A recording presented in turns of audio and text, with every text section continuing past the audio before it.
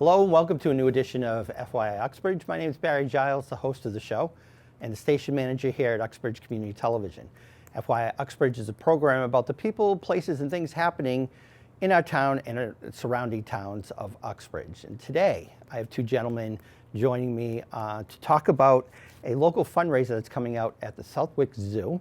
I have Jay Rowe and Alec Antabelladello. I told Alec I would mess his name. I've known him for decades, and I still mess it up. I apologize, Alec. But okay. But thank you. Go ahead, please say it. Antabelladello. Antabelladello. There you go. Okay, thank you very much. But gentlemen, thank you very much for joining me today. Appreciate it. So we're going to talk about this benefit for the COKO orphanage in Africa? Africa, Tanzania. Okay. All right. So, and Jay, you've been doing this for many years and things like that. So why don't you tell us about how you got involved with this, and then later we'll talk about the actual event. So I originally went to Africa to climb Kilimanjaro. 5-month solo backpacking trip. Had no interest working with orphanages or anything. Was actually sitting in Kenya, village called Thika, outside of Nairobi, having a cup of coffee, and a white girl came in. I hadn't seen any white girls in a while where we were, and she had a bunch of kids with her. We started talking, and she said she was working at an orphanage not far away, which ended up being 4 miles, walking in like 98-degree weather. Asked me if I wanted to go. Went there, and as soon as I got to the village, I just saw the orphanage. I saw like 5 or 6 trees with perfect branches. And then I said, hey, is there a place to get tires? We made rope swings. Mm-hmm. Stayed there for a while. Came into Tanzania to climb Kilimanjaro. There's orphanages everywhere in Africa. Another orphanage I helped out at.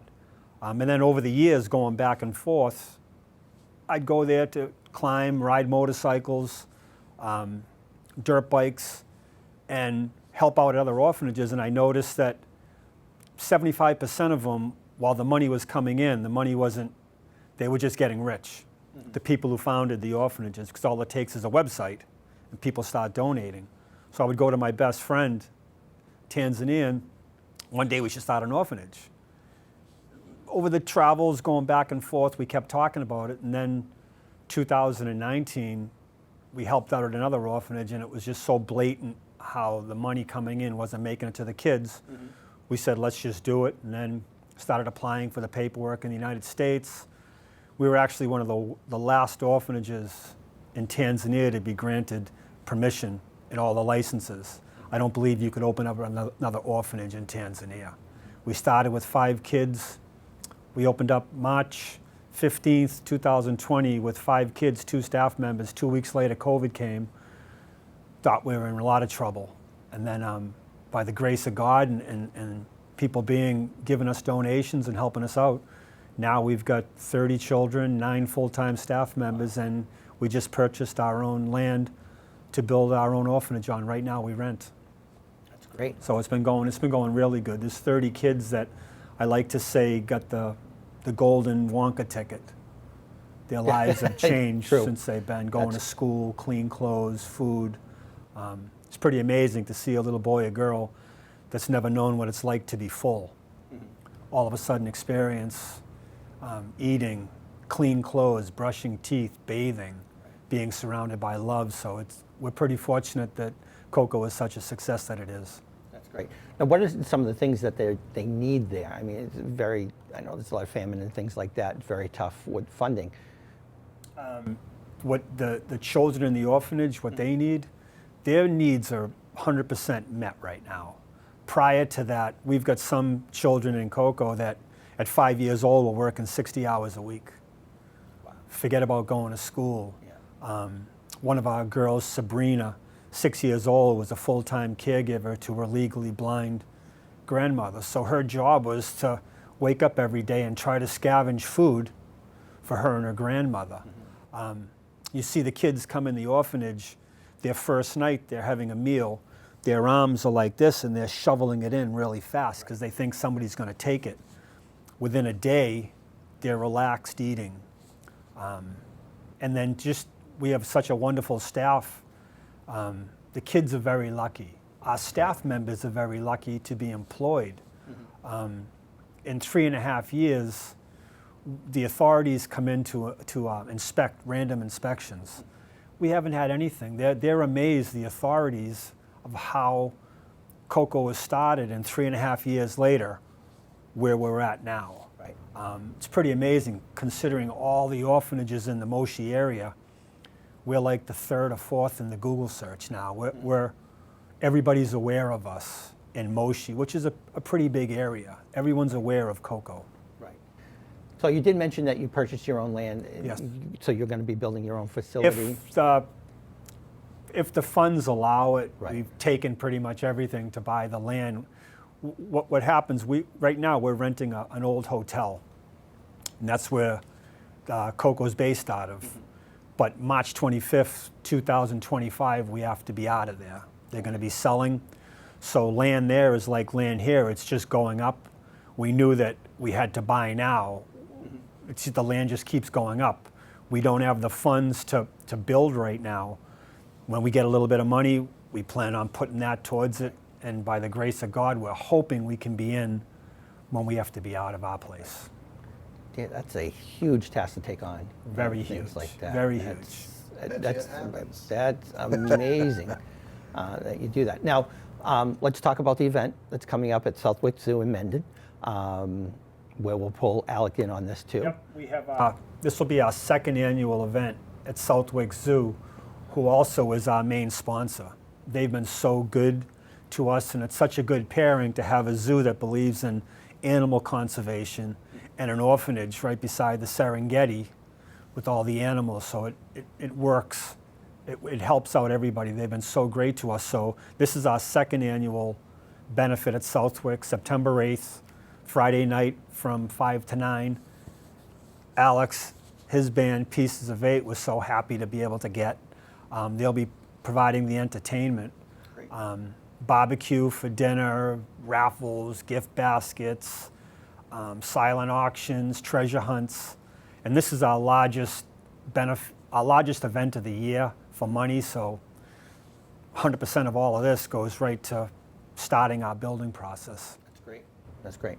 All right, Alec, so how did you meet Jay and get involved with this whole project with your band? I met Jay through former drum students' parents. I was in Barnes & Noble one day and just talking to them, and Jay walks in, and they've known Jay forever, Whitey and Kelly, and Whitey was like, "This guy's amazing. You need to know his story," and Jay and I became instant friends very, very, very quickly, and a modern day hero. You've got one right here. He changes lives, and that's the most inspiring thing to me, is when I get a chance to be friends with and just learn from and talk with somebody like Jay. So when the opportunity was, he was talking to me about, doing the event, at Southwick's and, the band, and I just said Pieces of 8 would just be the perfect band, because it's a band that just does everything, and, and the guys, when I told the guys, they're like, we're in 1,000. I mean, I didn't even finish telling them before they were like, no, we want to do this, and, and I just think that for what he does, like I said, he changes lives, and to be a small part of that, and help promote him and what he does, Of course, I'm not good at the promotion thing, but no. But it's all about those kids and what he does and his staff, and I do want you to tell the chimpanzee story, because he's got the best stories. You have to tell him about the chimpanzee story. But Jay has the best stories, and I'm a huge animal lover too. So, we talk about like Africa, and I'm like, dude, you've seen lions, and he's like, oh yeah, and I think it's great, and so yeah, we're looking forward to it, and we want all our friends to come out, and many of you guys who will see this have got in touch with me saying, yeah, we're coming, and some people said we might not be able to make it, but we're gonna donate anyway because we think it's an amazing thing. So. Yeah, absolutely. I just have to say, so my partner and I, this was our vision to do this, and everybody's always like, what I'm doing. I've got a board of directors in back of me. I've got, we call them ambassadors, people in back of them that are helping out behind the scenes. I've got a staff in Africa that I'm in contact with daily. So it's hard for me when people say like, oh, what you're doing. It's like my partner and I started it and it was our vision, but there's so many people working behind the scenes to do what we've done in 3.5 years. It's not just my partner and I, it's so many people helping out, all the donations that have come in.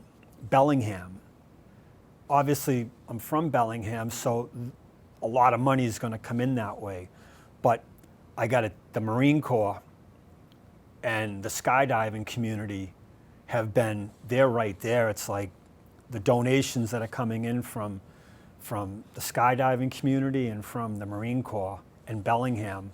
And now I wake up in the morning and the first thing I do, any orphanage, the director will look to see what donations came in that night.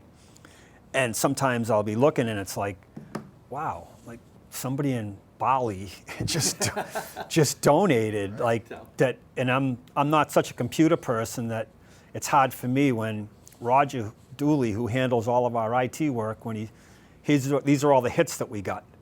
And you're looking at the world map and wow, it's like we've got a soccer team in Ireland that just donated money and clothing and food. We have people from England. We have groups that come to visit the orphanage that giving money. So there's just so many people. Right. I'm just the one who started it. And now it's like a big ball that's rolling, and it's rolling very well. We're never going to be, we need money to build our building, but to be in the position we're in right now, we're all very thankful, very thankful. But usually it takes one person.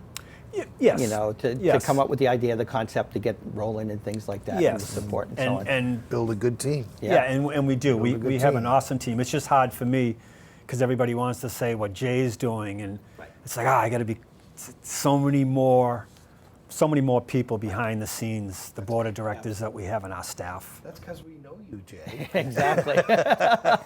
Your circle of friends is very large. Yes. We should say that and everything else. So getting back to Alec, let's talk about the entertainment. Let's talk about the band real quick. Sure. Tell us about Pieces of Eight. My best friends, my brothers. The band got started. I had a friend of mine, actually my business partner, Mike Rosacci, when we were working at the Music Nook in Milford. And he said, I got this guy and he's getting married in like 4 or 5 months. And he hired a band, but they're no longer. And he's like, here's his number, give him a call.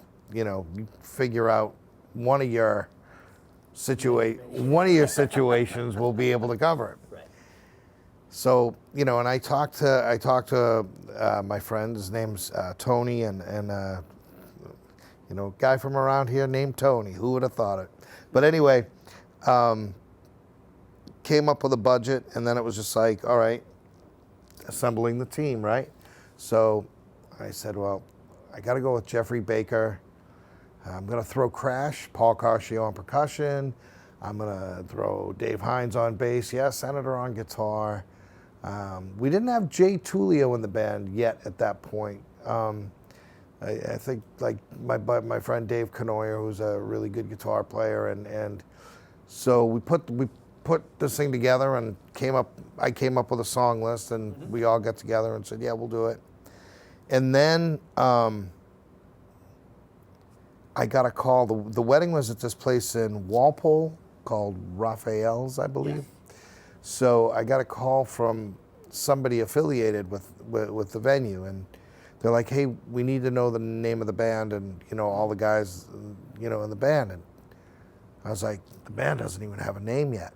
I said, well, why do you need a band name? And he's like, oh, well, we have to do this for our records or whatever. And I'm pretty good friends with the drummer for Styx, Todd Suckerman. Yes. So they had just come out with a DVD of the performance of Pieces of Eight, which is one of their albums. So I got it. I'm watching the DVD. You get that phone call, and I'm like, oh no! And I looked in my left hand, and I had the DVD, Pieces of Eight. I said, yeah, the name of the band's called Pieces of Eight. No. He's like, okay, great. Perfect. So that's and I do have piecesofeightband.com. I don't know how I got it, but we, because it's probably 500 Styx tribute bands. I was just going to say, there's probably a few. We're not trying to, reinvent the wheel here. We're just doing what we do, and it's just a high energy dance band. People get on the floor from the minute the first song, till the last, and everybody. It's a good time band with a bunch of great guys, and good. That's what we do. Excellent. All right, is there anything else you guys want to add? No, I think we pretty much covered the band, covered COKO. Well, there is. So, and when I met Jay, and I want you to elaborate on this, because when Jay talks about feeding the people, the kids in the orphanage, I think you said, what, $5? When we first, it was about a year and a half ago, we were feeding everybody in the orphanage for like $12 a day. Now it's like $22 a day. Food prices are going up. Yeah. So when somebody might give me $10 and say, oh, Jay, I wish we could give more, I always say, like, wow, if we just get another $10, food's done for today. We're feeding 30 kids and 9 staff members. We're working off, kidogo in Swahili means a little. We just need a little. Right. And that's just how we've raised all the money. It's never, we don't have big donors giving us, it's little, kidogo amounts. Right. People giving me change. Anything when I come home, anything in this pocket is COKO money. Right. Sometimes I come home, it's just loaded with change from Dunkin' Donuts. But here we are 3.5 years later, we just bought our land, so it's working. It is working. It's working. So for people who can't make the event and do want to donate, is there a website, a Facebook page? Go to helpkoko.org. Okay. Just a site right there. You can just click on donate. Okay. And donate right there. And if people want to find out more information, Facebook page? Facebook, Children of Kilimanjaro Orphanage. Okay. We've got a large Facebook following. Social media's the reason that we're as successful as we are. I need to manipulate it better, and I think at we my all do. age, I'm like a dinosaur with all that. Right. Yeah. It never ends.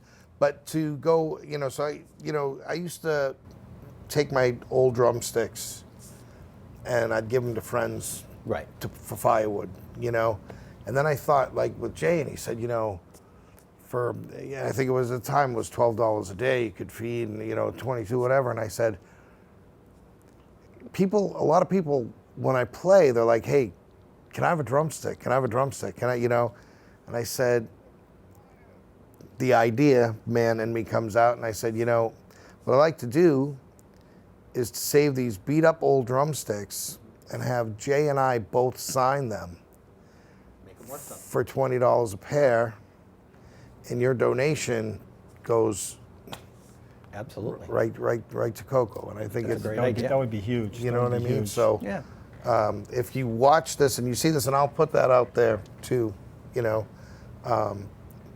can definitely arrange that to happen. We'll even personalize, put their names on it for them. And, that's awesome. Yeah. Well, it seems like you definitely have a large support group behind you, and it just keeps growing and growing more and more each day and things like that. And it's a, great idea, great concept that you do this. Man. Yeah, absolutely. Yeah, these, I'll look at the children and I know like all 30 of them, their own personality. I know who wakes up grumpy, who's the biggest eater. And I look at the children, and it's like, it's a very corrupt government in any third world country. But I look at the kids, and it's like, Harry, he could, end up being the next president of this country, or I'll look at Gloria and say, she's going to be a biochemist. Right.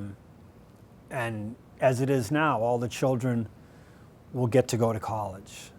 The children that we have right now, because now I'm torn between, do we guarantee 30 children college, or do we guarantee 45 or 50 children high school? And I don't even know what the answer is. Right. I'd like to have all the children, if they want to go to college if they want to. If Harry wants to be a mechanic in the safari industry, then we send him to mechanic school. If Gloria wants to be a hairdresser, we send her to hairdressing school. That being said, like any parent, you would prefer that your child to go to college, but Right. it's okay if Yeah, they don't. absolutely. If they don't want to, if Daniel wants to work with his hands and be an electrician, we'll send him to school to be an electrician. Right. That's great.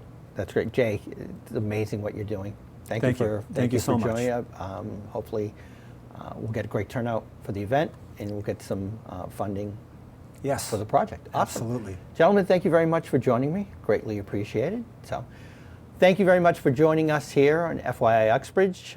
If you know anybody that would like to come on the show to help promote an event or talk about somebody interesting in town, you can reach out to me at my email, which is bgiles@uxbridge-ma.gov, or you can go to the town website, look for Cable Access TV, and there'll be a link to my contact information there.